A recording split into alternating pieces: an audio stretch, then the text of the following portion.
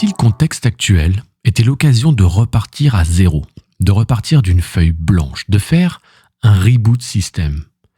N'est-ce peut-être pas le meilleur moment pour se poser les bonnes questions, de nouvelles questions sur notre façon de travailler, de nous organiser, de faire le point sur les choses qui ne vont pas, les choses qui sont à améliorer? Pour tout vous dire, je le crois sincèrement. Les temps sont durs, oui, très durs. Les retours de certains chefs d'entreprise, de certaines startups peuvent parfois, je ne vous le cache pas, faire froid dans le dos. Mais est-ce là une raison de baisser les bras? La plupart des personnes qui ont réussi vous diront que ce sont leurs différents échecs qui leur ont permis de réussir. Combien d'entrepreneurs ont-ils d'ailleurs fait faillite avant de connaître un succès retentissant? Un nombre incroyable.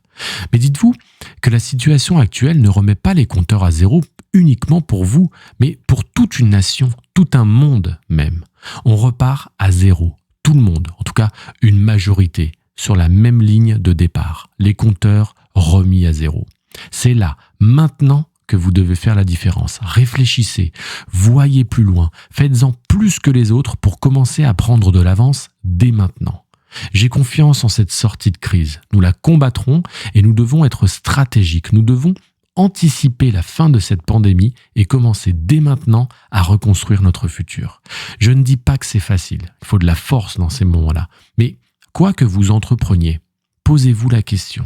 Et si je devais repartir à zéro, quelles sont les erreurs que je ne commettrais plus pour être meilleur?